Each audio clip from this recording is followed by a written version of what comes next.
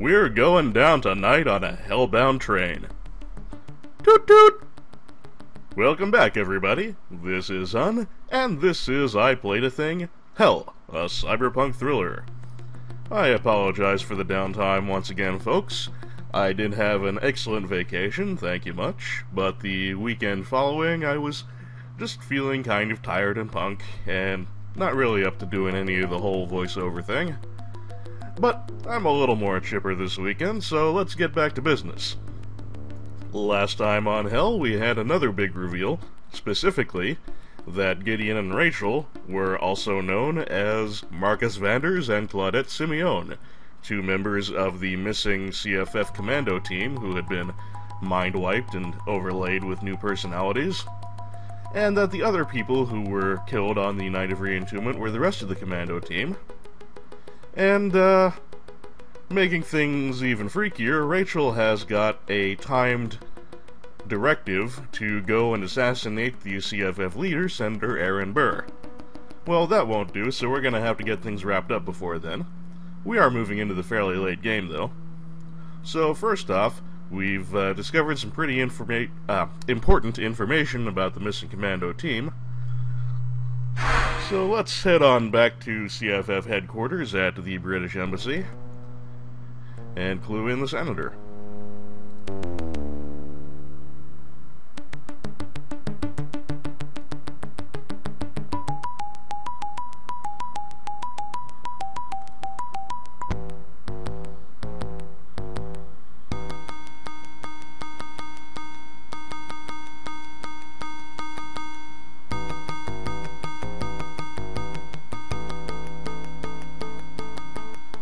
Hi, Charles.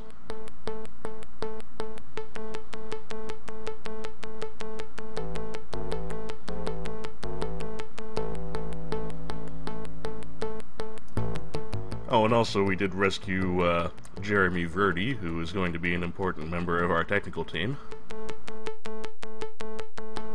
Senator, got a little revelation for you. What's happened? There's something wrong, isn't there? You could say that. We've discovered what happened to your attack squad. Looks like our causes were more alike than we thought. Vanders and the others? Are any of them alive? Have you spoken to them? Again, you might say that. Sort of. You've more or less spoken to Vanders and Simeone. What the hell are you two talking about? Yes, tell us what you know. All along, we thought we were looking for two groups of people. The members of your attack force and the people who were killed the night the scrub team came for us. Turns out that the two groups are one and the same. What nonsense is this? How could this be? It's disturbing stuff, Senator, and it's not easy to come to grips with. As you suspected, some of the attack force survived. 7 of them were taken prisoner, but Solux didn't damn them to hell or put them to death. No, the Imperator had more ambitious plans for these people, new technologies to try. Solux had them taken apart, Senator. Their bodies and their personalities were changed. They became new people. They would be the perfect agents. Hand planted them in strategic spots and waited. Except that they were sloppy. Not all the programming worked, and when they tried to use some of their new pawns, not all of them responded. The night we were attacked, the scrub teams were gunning down the remade attack squad. They were cleaning up a hand mistake. Then, if you two were attacked that night, you were once... We were Vanders and Simeone, Senator Burr. Part of us still is, I suppose. And that's not the worst of it. Each of the attack squad survivors was programmed with a time-activated imperative. Rachel's imperative will activate in 3 weeks. At that time, her only goal in life will be to kill you, Senator. She'll stop at nothing, and you know how deadly Claudette Simeone could be. Kill me? You would kill me, Rachel? Well, this is Rachel we're talking about. We don't know. Some of the imperatives never activated, others did. We won't know about Rachel until the time limit expires. Senator Burr, the choice is clear. You cannot be placed at risk. Rachel's condition makes her a casualty already. We have to hold her prisoner. Perhaps even execute her. Thanks a lot, Katerina. Watch it, Katerina. You want to see people get hurt? Keep talking like that. The matter is settled, Katerina. The risk and the decision are mine and mine alone. The terms of the game are established. Pray to God we've time enough. The terms of the game, huh? Breaking the fourth wall a little there, Senator? But yes, we'll have time enough. You should resist coming here unless you have something important to report about the attack squad, Solux, or Hell. Just visiting the embassy is reason enough for the Hand to pick you up. You know, under the circumstances, I don't think that's really an appropriate admonishment there, Senator Burr. We kinda did have something important to report about the attack squad.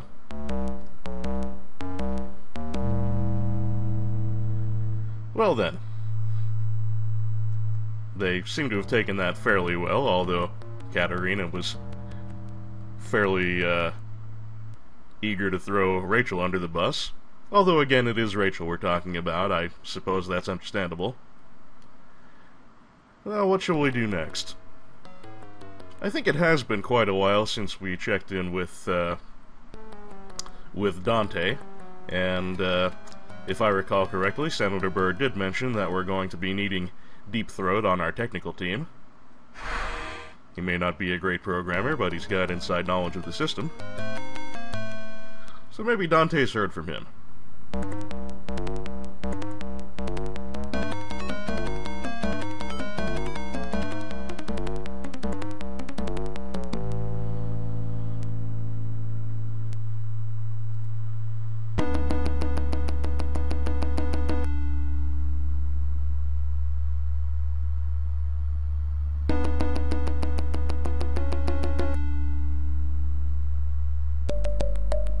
Dante, what's the rumpus?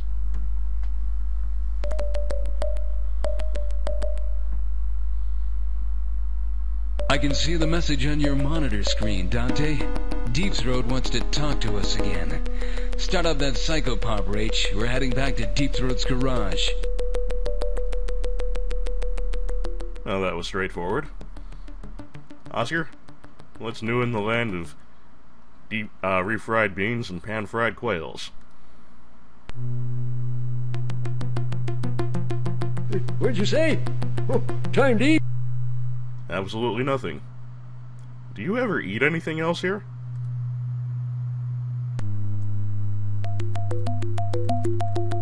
I can understand beans being easy to come by when you're a fugitive, but quails? Anyway, back to the garage.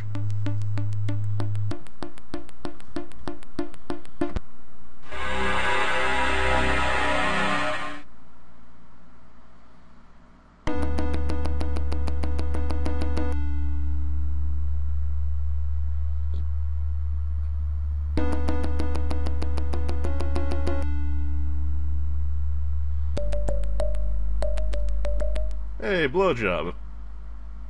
What's new in the underground?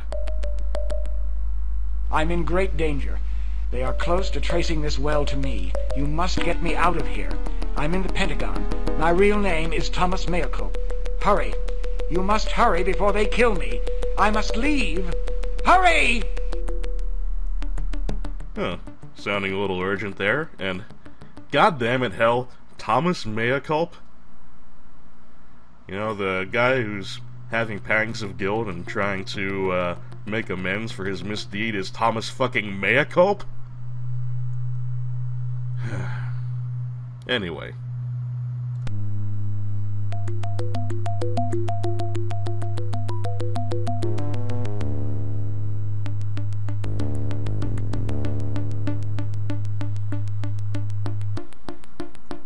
Yeah, it looks like things are bad for old Tom, however ridiculous his name is.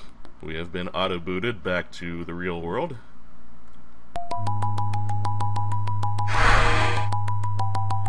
But now that we've got a name to go on, maybe we can head back to the Pentagon and find our way to his current location.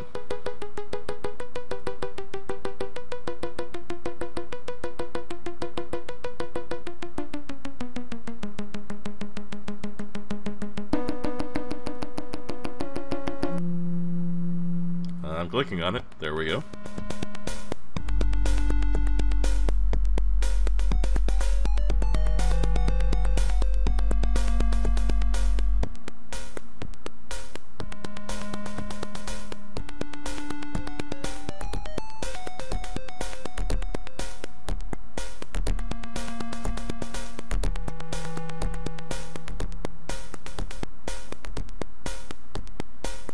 How may I direct you?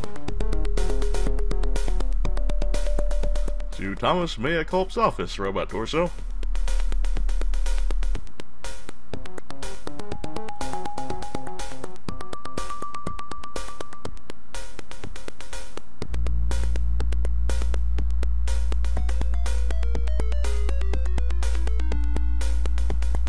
Go on, get in. Through the... God damn it. Thank you.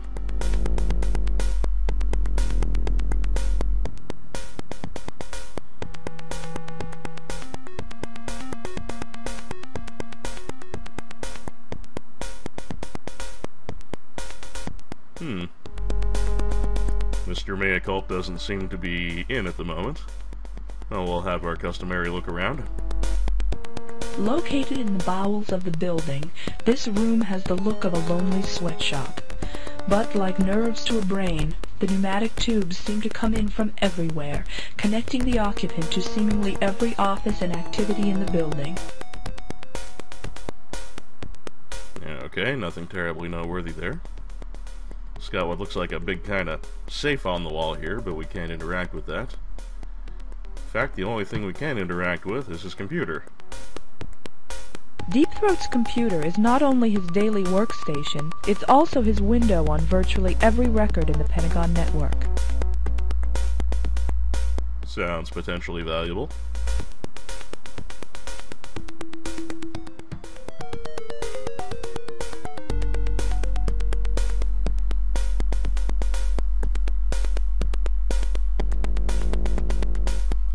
Retinal scan confirms presence of Ashanti and Brock. Huh. He, prepped something for us, it appears. Deep Throat is captured. I've hidden his location behind a series of passwords. Mea Culp isn't the only one opposing the hand. Good luck, a friend. Oh. Okay. So apparently Tom didn't prep the computer for us himself. One of the other operatives working within the Pentagon did. Well, we know a bunch of CFF folks are working within the facility, since they're the ones getting the prisoners out after we free their minds. Anyway, Mea Culp's fate is in these words. Sorrow, detergent, gift, renew, Arlington, keyboard, chocolate, cigar, wealth, mortar, business, passport, shadows, laughter, decking unit, locomotive, freeway, embezzlement, whiskey, despondency. Oh, those two go together. Clash, soap, bodies. Brick, Los Angeles, crying, heaven, twist, heater, dizzy, scar, altar, traveler, overweight, market. Enter the correct words that share a relationship similar to the words in the prompt. Code format must be similar to the prompt, e.g. if prompt is puppy is to dog, answer must be entered as kitten is to cat. Okay. So you just have to make note of all those words and then pick the one that is the best match in this here analogy. Shudder is to fear, as crying is to sorrow. Fan is to air conditioner, as keyboard is to... Well, a fan is sort of a lower key, lower end version of an air conditioner, and a keyboard is the same to a decking unit. Suicide is to death, as embezzlement is to wealth. It's kind of cynical, but okay. And finally, Charon is to perdition, as freeways are to... Well, the only thing left that really fits is... Los Angeles.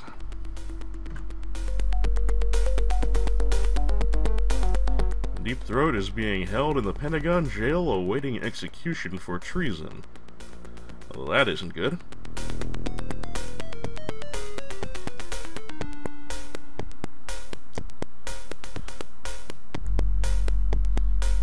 Interesting that they're going to execute him outright rather than condemn him to the Hell VR.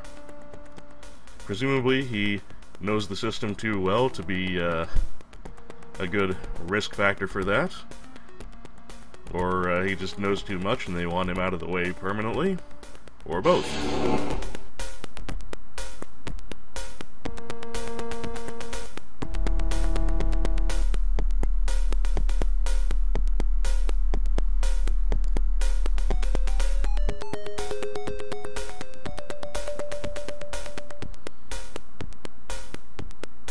What are you doing over there, Rach? How may I direct you?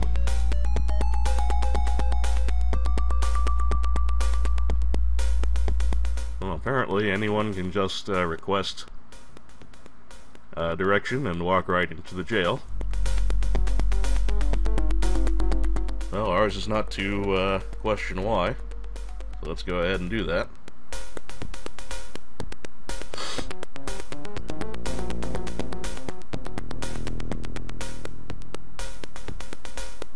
Oh, on Gideon.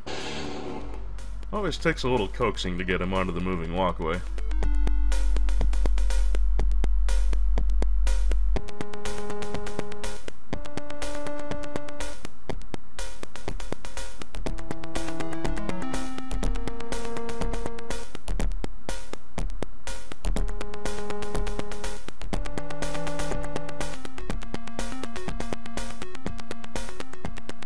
Hold. Do not move. What's up, Robocop? Old what, big boy? Gideon! Rachel! Hi, Tom. Howdy, Throat. Care to stretch your legs? Be careful. Getting yourselves killed isn't going to do either one of us any good. Cease talking. You will not proceed. Don't you want us to state our business? That is irrelevant. This is a restricted area. Sorry, pal. Sometimes a man's just gotta dance. Well, I suppose it was a little too much to ask for him to be unguarded now, isn't it? You'd expect the art of the dungeon to have lightened up a bit by 2095, but you'd expect wrong. It's still dark, dank, and dirty. All that seems to be new since medieval times is a cybershock mesh netting demarking cells instead of iron bars. So this is a cybershock mesh netting, is it? The door to this Pentagon jail cell is actually a high-tech electronic screen with a deadly charge running through it. Well, we won't want to mess with that too casually. Thomas Mayakulp, Deep Throat, is a prisoner in a Pentagon jail. His appearance is different from what it was in cyberspace, where he was disguising his identity. Yeah, now that you mention it, he is looking a little pale. And the feller guarding there is apparently Steeljack. Encased in metal, he looks like he's auditioning to play a Borg in a holographic flicker. His brain seems hard as steel, too. Well, you have any further advice for us, Tom?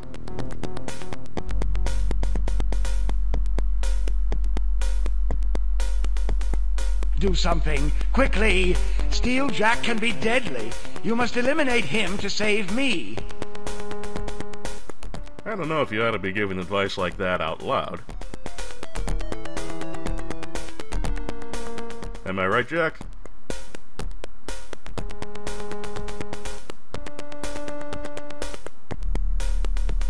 Hold. Do not move. You're boring. Alright then, here is where Sinistone finally starts to earn her keep. We've got a big old RoboCop guarding the way, and what could be better than an EMP grenade for just such circumstances?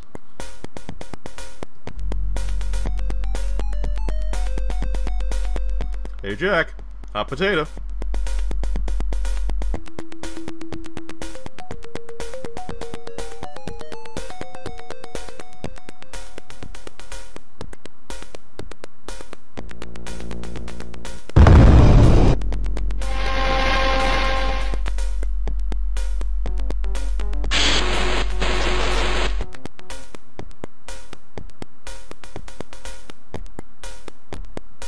Yes, well done.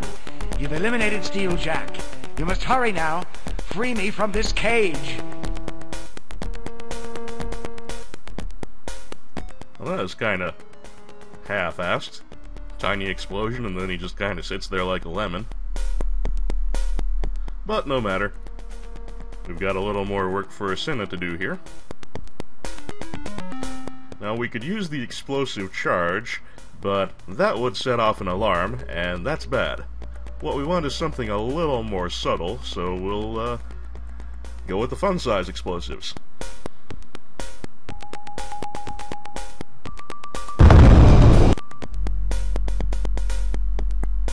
Well done. Well done. I chose well when I made you two my allies. And you chose stylishly, too, based on that classy little spin Gideon did before talking to you this time. It won't be safe for all of us to travel together. The CFF is headquartered in the British Embassy. There'll be CFF agents waiting for your arrival. They'll get you inside. You'll be safe and in a position to help defeat the Hand.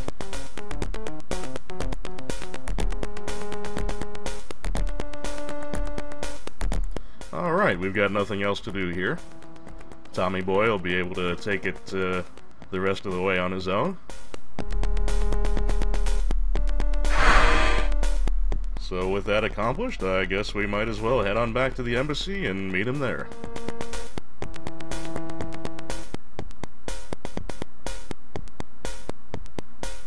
By the way, I didn't bother showing what happens if you use the large explosive charge on the cage, because it just does the standard Gideon and Rachel get captured and thrown in jail like we've seen before. Same old animation. Same old Celine Solux laughing with her lower body missing.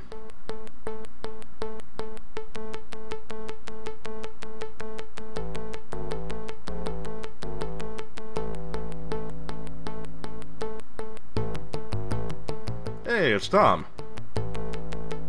Deep Throat joins Senator Burr in the CFF command room. How you feeling, buddy? Really, you'd best take your orders from Senator Burr. I'm just doing what I can to be helpful. Fair enough.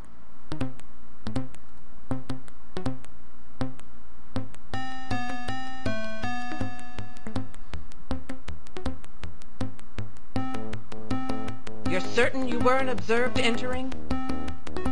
The Hand still respects diplomatic sovereignty of this embassy, but that could change if they knew Mr. Meaculp was here. Well, the robot Torso did see us, and so did Steeljack, but I guess he won't have anything to say about the matter anytime soon. Entry was clean. I think we're safe. You have much to discuss with Deep Throat, Senator. Maybe we can bring our national nightmare to an end. I'm not certain I can be of much more help than I've already been. I've told Rachel and Gideon almost everything I know. I'm a programmer, you see, but I'm not that good. I know the general architecture of the Hell program, and I have ideas about ways of crashing the system, but actually programming something that complex, I'm not certain. I don't believe I could do it. I have to admit, for all the riffing I do on the writing in this game, I do kind of like Tom's characterization here. He just seems very conscious that he's in over his head. Buck up there, Thomas. You got Jeremy and Katerina now? Katerina, Jeremy, is it possible? You know, you can contribute some theory, and the hardcore coders can take care of the actual implementation. Life is possibility, boss. It's a cinch whatever machines they're running the system on are way ahead of what we're using. I know little about the hardware involved. They're extremely secretive about it. Even the location of the main computer room in the Pentagon is a secret. Anything I can't transmit online, I send over the tubes to the address Miraculum Sepulchrum. Well, as conspicuous as that is, you can bet we're going to be needing that address in the future. The hardware may not be relevant. In fact, incompatibility could be our friend if it helps us disrupt the system. Give us some time. I'm certain we can come up with something. That's the spirit, Jeremy. You should resist coming here unless you have something important to report about the attack squad, Solux... Yeah. Alright, at this point, we should be coming up on the locations of some more prisoners. The question is who will be telling us about them. We'll try Katerina. Deep Throat's got data on Satan and what we have to do to get Towns and Ellers away from him. Oh, cool. Yes, well, keep in mind that most of the demons you've encountered to this point are entirely computer-generated. However, the major demons, Belial, Mephisto, and Beelzebub, are C-space representations of real people, Solok's chief torturers. When you fight Belial, or one of the others, you're really fighting a human whose mind is also linked to the Hell system. And once you have rescued all of the prisoners in a major demon's hell pit, you'll have to battle that demon to the death. Belial, Beelzebub, Mephisto, you'll have to defeat them all before you can reach Satan. Even then, you must penetrate the ice protecting Satan's lair. That ice has the form of Cerberus, a three-headed hellhound. Cerberus will only allow Belial, Beelzebub, and Mephisto to pass. You'll have to figure a way around Cerberus. When you reach the gates to Satan's lair, you'll need to enter the proper password to advance. I've no idea what that password is. Once you've done all of that, Satan will be waiting. Really, I must say that the odds of your surviving are not good. Cheer up, Deep Throat. Anyway, that is some useful information. Apparently not all of the demons that we'll encounter in Hell are entirely creations of the VR. Some of them are avatars of people within the hand. If I recall correctly, in the novel, Beelzebub in particular was mentioned as one of the leaders in the Hand's propaganda wing, a crooked TV evangelist in the Pat Robertson, Robert Tilton tradition. I don't think that ever comes up in the game, though. It's not like we have any choice. Ellers has to be freed, and if we can off Solix in the bargain, well, that's something worth risking our lives over. Okay. Any new prisoners for us, though? Don't give up. We're close. We've made real progress on the programming side. Finish getting those people out of Hell, and we can take the fight to the Imperator. Yeah, well, to finish getting those people out of Hell, we need to know where some more of them are. We've already done all the ones we can. Jeremy? Ah, what a happy sight. Our programming brain trust is complete. Yeah, and we're cooking with nitro here, and we don't need the interrupt. Now, where was I? Yeah. See, if what Deep Throat's saying about Hell's on-the-fly texture generation system is accurate, then they must be compressing data with string space fractals. You lost me with that, Slugger. String space fractals. They're only theory in underground e-journals, but the Hand must have them. Borrows a notion from physics. The compression program creates an ancillary notional dimension in the memory manager and calls data from there when it needs it. Makes a system's memory potentially limitless. And that rules out any memory overwriting bugs. Keep in mind that the ice systems are are prohibitively redundant and thorough. Anything you can make here with these machines wouldn't get very far in hell. As a practical matter, I'm not certain the system is crashable. Alright, Thomas, we get that you're in over your head, but you don't need to be such a Debbie Downer about everything. Nonsense. We just need inspiration and a case of yoo-hoo. Hey, what about a virus that attaches itself to graphics libraries and overwrites images? The system could crash when it can't find an image it needs. The crash would only be localized. That's essentially what happened when I first contacted Rachel and Gideon. They've obviously got a lot to talk about. We'll check back with you guys, but hurry. We haven't much time. Alright. Let's just keep rotating through people until we get the information we need. It's just a matter of getting the right flags triggered, as so often is the case in adventure games like these. Don't give up. We're close. Nothing new there. DT?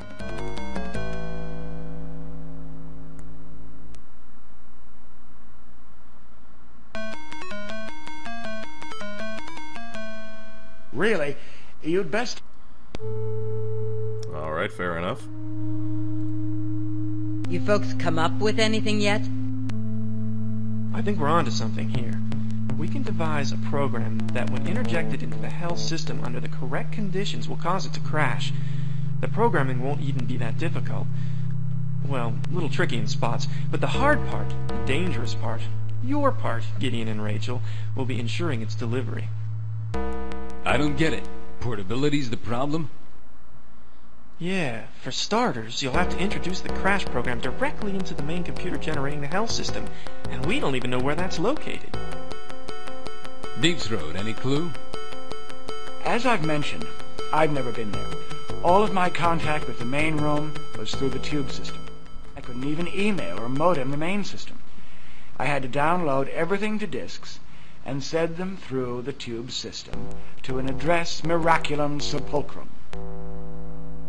Okay, we've heard that one twice. It's definitely going to be important. First things first. Tell us about this crash program and what you need from us. We have to attack the very heart of the Hell system, the spawner program that generates the various pits and layers in Hell. If we were familiar with the Hell code and had hardware even close to cutting edge, we might be able to program a bug that would find the spawner on its own. But we don't have those things, so here's where you two come in. As the Actodec proved, human minds and computer code can interact freely. A brain with psionic abilities is potentially extremely potent when linked with computer code. The first thing you need to do is find a psionic who's willing to cooperate. We use the psychopomp to scan and download data imprints of his psychic energies and then embed those energies with our Crashbug's code. Okay, we're going to need a psychic. Well, that's simple enough. As it turns out, that's the other thing we need Split's Magnola for. Problem number 1 solved, then. Okay. The psionic will enable us to make a crash program that will not only be nearly sentient, but will be able to sense and avoid ice systems before it encounters them, thus giving it a chance of making it to its target, the Hell Spawner program.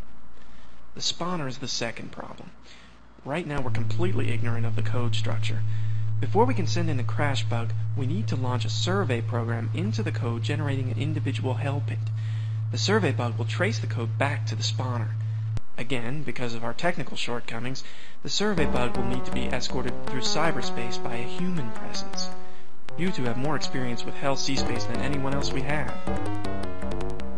Okay, so if I understand that right, we're gonna have someone psychopomp in and, I guess follow the breadcrumbs from a Hell pit back to the spawner. Fair enough. So, then we need a psionic. Then, either Rachel or I need to deck into C-Space and find this spawner program. Once we have the location of the spawner, Rach and I have to find the Hell computer room in the Pentagon, find some way to disable the people working there, and then inject the crash bug into the computer system. Gee, anything else? Look, we're doing the job on this hand crash bug. What else could you want from us? Okay. Got a little bit more in the way of the final building blocks of our ultimate mission. But again, the next thing we have to do is continue getting all those folks out of hell. Don't give up. We're close. So hopefully, one of these people will actually give us some new prisoner locations. Really? You'd bet. Look, we're doing the job on this handcraft. Yeah, no need to snap at us, Jeremy.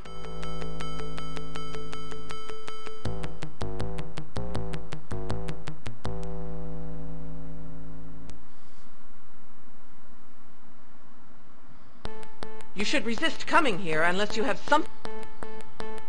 Okay, I think I know what our situation is now. In a very annoying part of this game's design, sometimes there are delays built into the time limit system. You activate some important flag, and then the next one will not kick in to 2 or 3 days later. That does make the time limit a little tighter, technically, but it's still totally doable. So I think what we need to do now is just screw around and advance the clock a little. And then, once we get a day or two out from our current point on the timeline, then we'll have the CFF reveal the location of those prisoners. So I'm just gonna visit a few old friends, and if I don't find anything new from any of them, I'll just cut out that part and get us to the important stuff.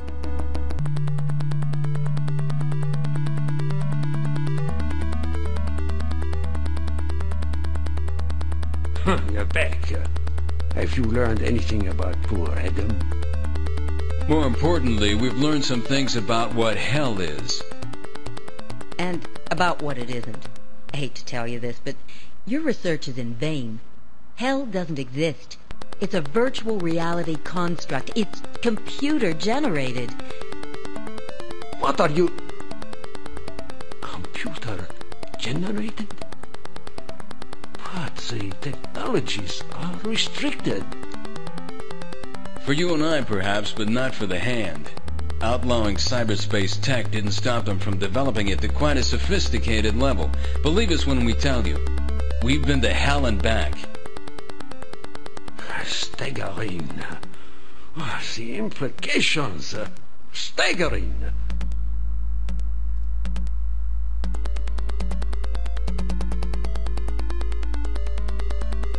Oh, you must excuse me.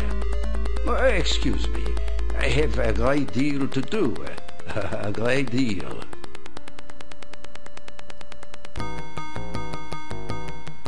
Aha! We advanced the timeline a little bit, and when I went to return to the Embassy, this came up. Your pardon, my lord. We have suffered a bit of a setback. More failure, attendant? Have I no able servants left to me? Perhaps I should recruit Brock and Ashanti. They are apparently more able than any who serve the Hand. My lord understands that I only report what has transpired. Enough. I detest men who grovel. Look at me. Face me and do not fear. You know my wrath is firm, but just. It's about Thomas Mayako, the man we apprehended passing secrets to Ashanti and Brock. He has escaped, my lord. He was rescued by Ashanti and Brock. Escaped? He escaped? Why was he left alive to be rescued? Well, we thought to interrogate him before... Was he not guarded? He was imprisoned in the Pentagon. We believed he was secured. Belief is for the weak and frightened. We must act on certainty. Belief is for the weak and frightened. Kind of an ironic line coming from a leader in a theocratic regime. Yes, my lord.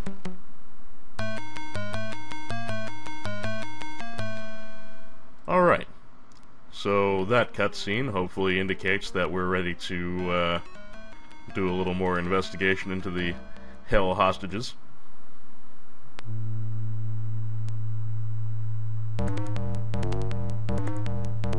Kate. We've drawn a bead on the rest of them. Brett Carew, the playwright, is chained inside a hellish replica of a steel mill. Former Treasury Secretary Walker Dash is being tormented by the demon Atroxus in a searing desert plain. Randall Singh, one of the CFF's leaders, is being tortured in a hell version of a schoolroom. Finally, and most disturbing, is that Townsend Ellers, the CFF's foremost military tactician, is being held by Satan himself. From what we've been able to dope out about Hell's structures, it's divided into 3 large territories, each ruled by a major demon. Belial, Mephisto, and Beelzebub, each of whom has a sanctum or lair for their own use. Each lair is surrounded by hell pits, like the ones you've been working through. You can only go so deep into the hell pits before you have to confront Satan or one of the major demons. Well, I don't know why the information about Townsend Ellers being held personally by Satan is something Katerina treats as hot news. We've known that for quite a while. But what is news is the location of the others that she gave us.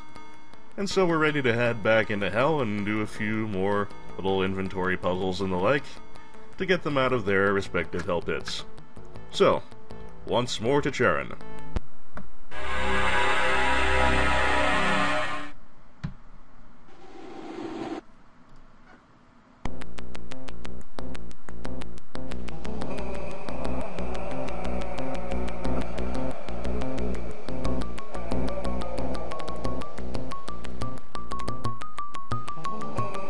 Welcome to Charon's boat rides.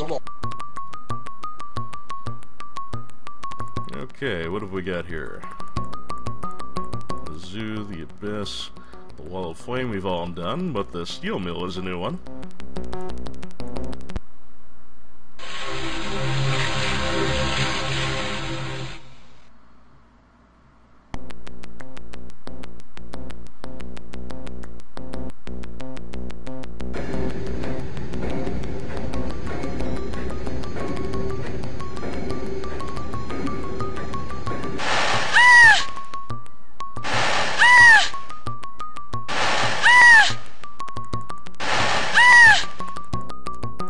Oh, that's unfortunate.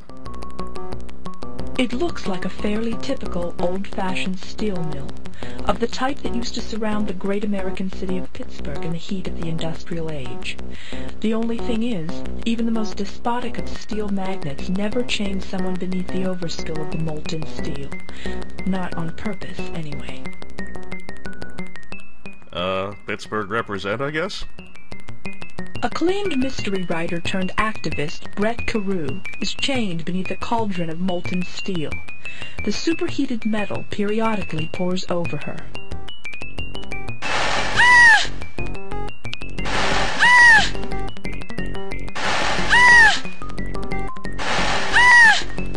Oh, that's really unpleasant.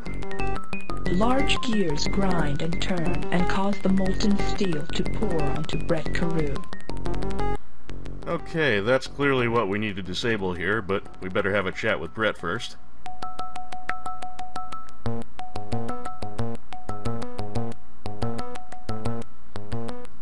You're Brett Carey, aren't you? I recognize the photos from the ARC Most Wanted list. This is burning me bad enough to kill. Except that Tiamat, the Lord of Minotaurs, won't let me die. Well, that's kind of weird. The subtitles clearly say Baphomet, but she clearly pronounced Tiamat. And I've never heard of Tiamat being described as a Lord of Minotaurs. Well, whatever. Baphomet? That'd be the demon who rigged this torture. We'll see about setting you free. Yeah, I guess the writers at this point couldn't decide whether it was Baphomet or Tiamat. Whatever. Hurry it up! Doesn't take a detective to figure that this hurts. I do wonder, once again, why the CFF really needs a mystery writer like they needed a comedian and a Southern Gothic horror writer that was being held in the belly of the beast. But I guess they need their speech people and their PR gurus, and I guess you could adapt these professions to that. Anyway, don't want to sit around thinking about that for too long while Britt gets horribly burned. So what we need is to disable those gears. And when you need to disable a set of gears, what do? You jam a stick into them. We picked that up in the zoo, by the way, if you don't remember.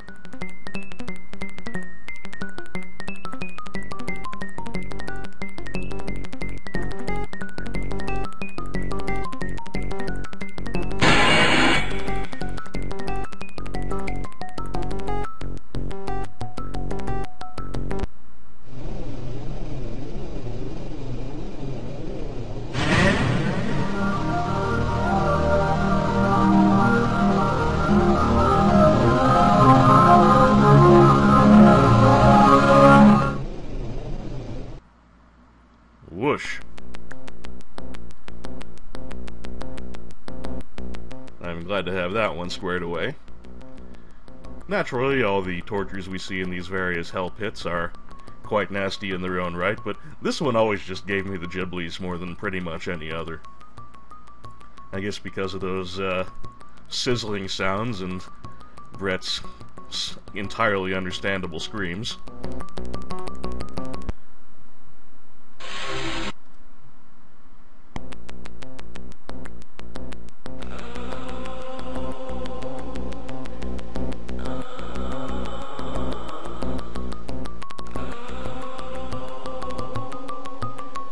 Welcome to Charon's.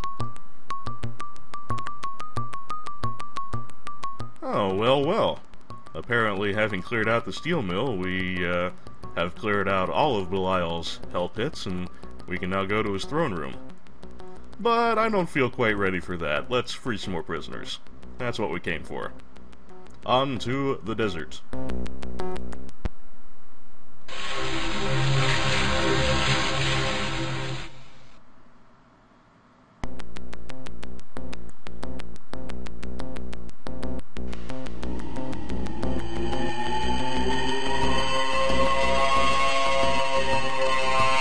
God knows how these trees ever grew here, but they have paid the price of being part of this charred landscape.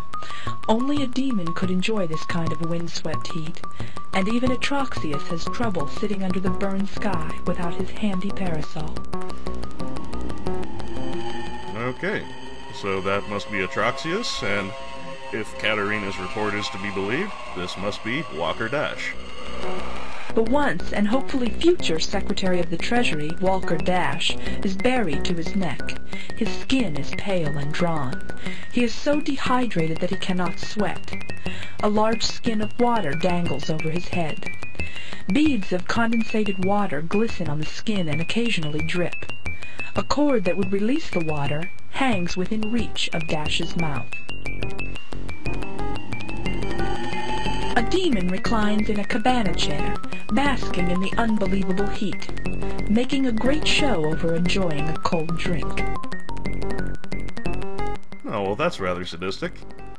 Atroxius, what do you have to say for yourself?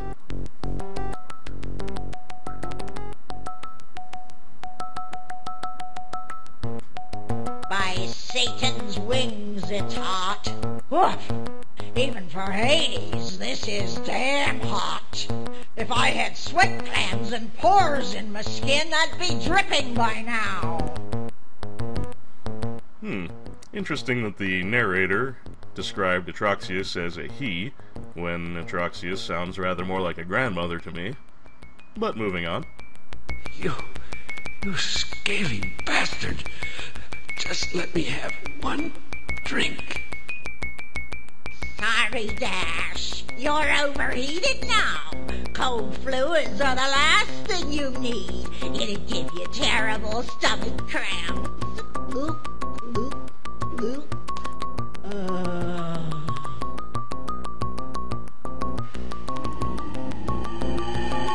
So, Walker, why don't you just pull that cord and get yourself a drink? I haven't had a drink since I've been here. I don't know how long that is. Listen to us, Mr. Secretary. You're not really thirsty. This is all an illusion, a computer-generated torture.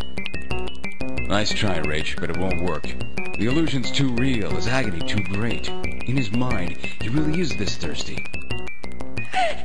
Please. She taunts me all day. She drinks. And this cord dangles. If I pull it, the water would fill the tank around my head and drown me. Well, I guess that explains that. I see. All or nothing. You either suffer or you're drowned. You're a strong man, Dash. I'm surprised you haven't pulled the damn cord and drowned yourself. Not that strong. I pulled the cord. Just experienced death by drowning. And then I'm back here, thirsty again. Yeah, that's a very rough deal.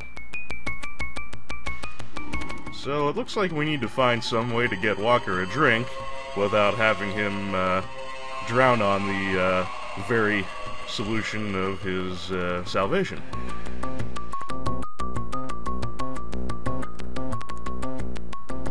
And for that, we're going to put a little hole in the tank so that he has enough time to take a few swigs while the water will eventually run out. And, well, you get the idea.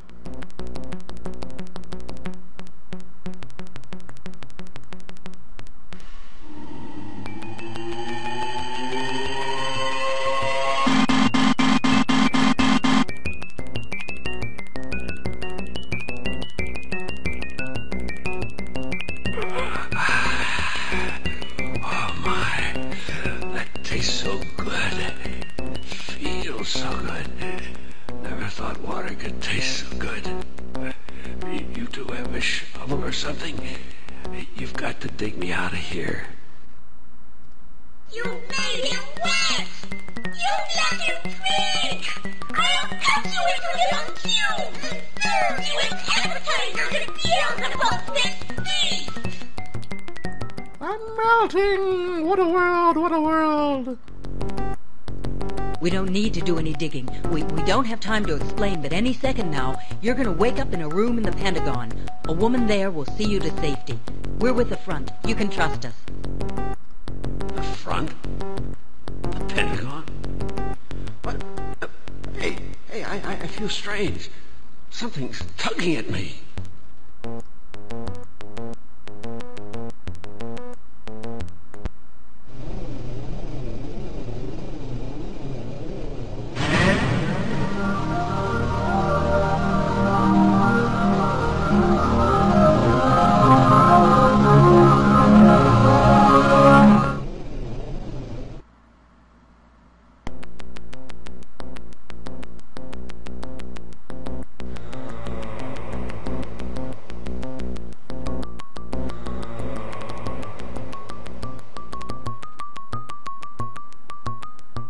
Shouldn't have ruined my fun. My master Beelzebub will finish you. A plague of 2 million flies will descend on you and strip your flesh to the bone. You'll live through the whole thing. Feel every tiny bite as it takes a little flesh with it. Yeah, well, we'll cross that bridge when we come to it.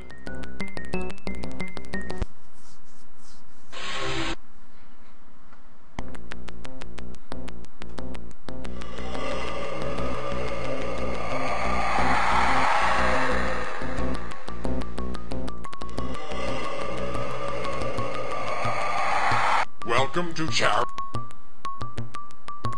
And we do have access to Beelzebub, so we could test out Atroxius' little prediction there if we were so inclined. But we've got one more prisoner to rescue, so priorities, priorities.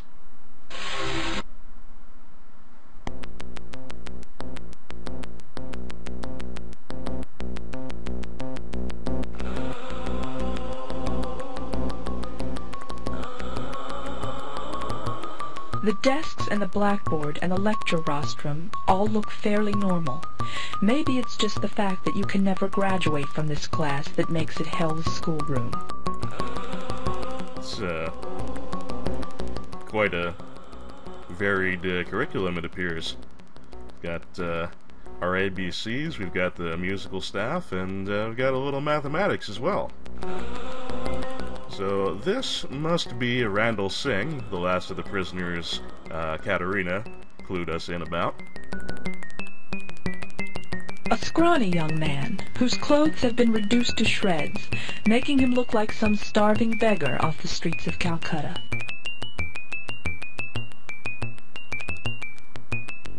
And up there at the desk we have Mr. Maledictum. Not the young, hip English teacher who made the girls swoon. Not the pretty math teacher who made the boys stutter. Not the absent-minded, grandfatherly science teacher everyone adored. Nope, it's the one whose class felt like, well, torture. Okay, Randall, what's your situation here?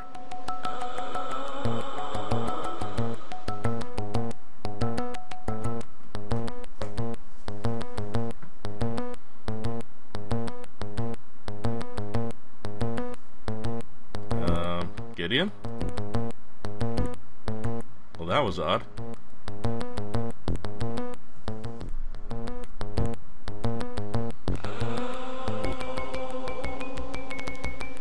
Hello? Hello? Please, you must help me. You have to get me out of here. I'm begging you. Just sit tight, pal, and we'll... But I cannot sit. That is part of the problem. Please, help me. We'll get you out of here as fast as we can. Try and hold on just a little longer. I do not know how much longer I can hold on. Every time he asks me a question and I do not know the answer, he pulls on my arm or makes me sit down. And the questions are impossible. Please, help me. Well, I guess I'm seeing how this works. He's got that rope tied around his arm, so if he has to sit down, he's going to stretch it right out of the socket. That's kind of awful. We will. Just give us a minute to figure out what to do. No talking! No talking in the classroom unless I call upon you!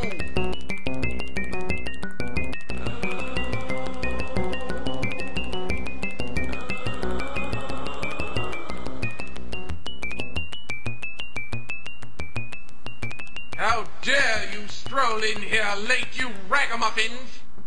I hope you have a late pass. Well, I'm a little less concerned with the particulars of the Hell Schoolroom's class rules with the way we keep phasing through the desk.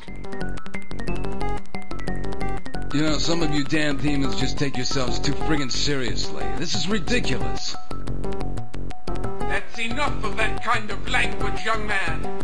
One more such outburst and I'll have to send you to the principal's office. Why, he might even have to give you the paddle. So just bear that in mind. Now then, let's get back to the lesson we were working on before we were so rudely interrupted. You know, I'm not positive, but just listening for some of the subtleties of the voice acting there, I think Mr.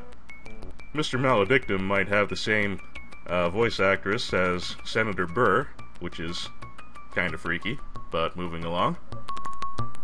I don't know who you are, but please, you've got to get me out of here. This is unreal. Stop talking! Everyone stop talking! Newcomers! You must raise your hand if you wish to speak, or I shall have to place you in a device similar to the one Mr. Singh is in. Oh, I see Mr. Singh has his hand up. Do you know the answer to the question, Mr. Singh? I'm waiting. So, that's another little wrinkle to the torture here. Not only is Randall Singh prevented from fully sitting down and is kind of suspended uncomfortably by that arm, it means that he always has his hand raised, ready to answer the question, whether or not he knows the answer. No, I have been telling you for 1,000,000 times now. I do not know. I do not know. Please phrase your answer in the proper form, Mr. Singh. I do not know, sir. That's better. That's it. School's out. Forever. Oh, I'm afraid school is never out, Mr. Ashanti. Mr. Singh, why are you standing?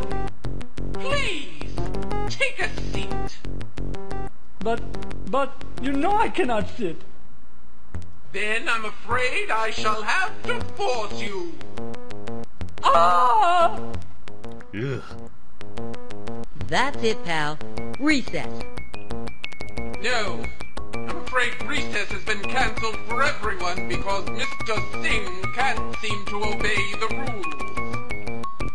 It's a shame that I'll have to punish the entire class because of the misdeeds of one student. Now then, back to our lesson. I believe we were working on state capitals. Now then, class, what is the capital of South Dakota? To be honest, I'm not sure what that is off the top of my head. I wish we could just waste this guy, Rachel. I've got to admit, wasting a teacher is something I've always wanted to do. Wait a minute. I used to be pretty good at geography. Shoot, I can't remember. Time's up.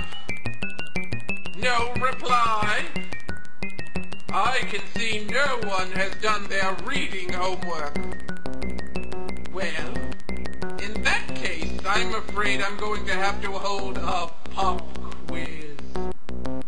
Now I want everyone to maintain silence until I announce all pencils down. Anyone not using a number 2 pencil, by the way, shall die. Wow, Scantron's getting strict. Wait a minute. What's in it for us? Why, an education, child. And, well, just this once, I'll declare a recess if you get 100%. I'll even allow Mr. Singh to go out to the playground with you. Although I must say this test is rather a hard one. It's so good I give it again and again. No one has ever passed. Now then, where was I? Oh yes, the pop quiz. You'll notice a jumble of letters, each group of which comprise a state capital, if you can decipher the mathematically based code I've devised. Good luck, class. And remember, if I catch anyone cheating, I'll box your ears. Here is question 1. I get it, Rach. The numbers are encrypted state capitals. We've got to figure out how to make the numbers letters.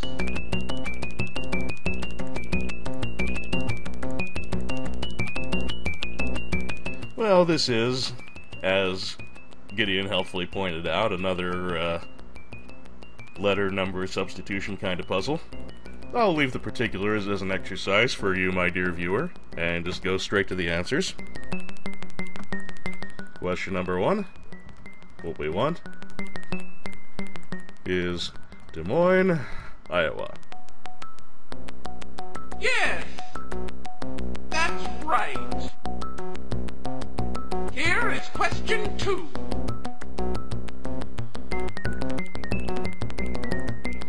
Well, actually, you know what? I should probably demo what happens if we get one wrong.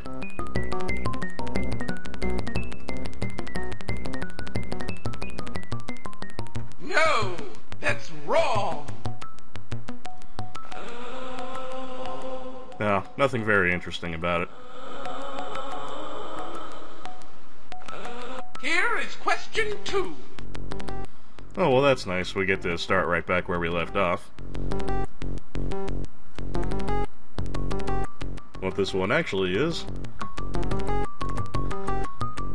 damn it, is Little Rock, Arkansas. Yes, that's right. And finally, question 3.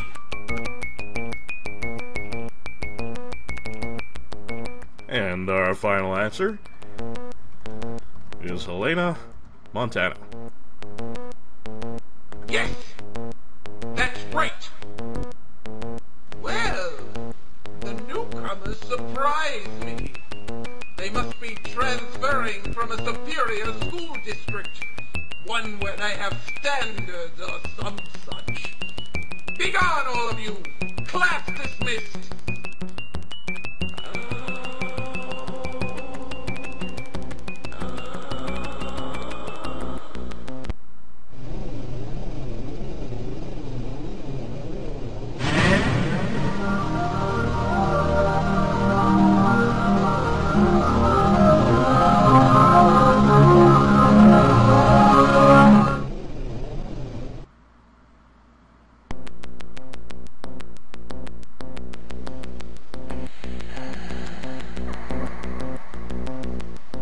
Well, that's interesting.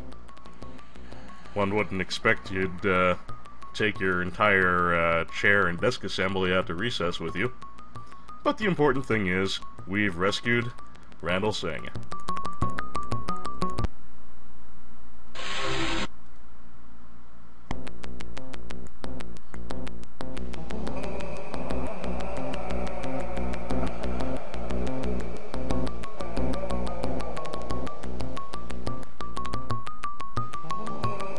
Welcome to Charon's.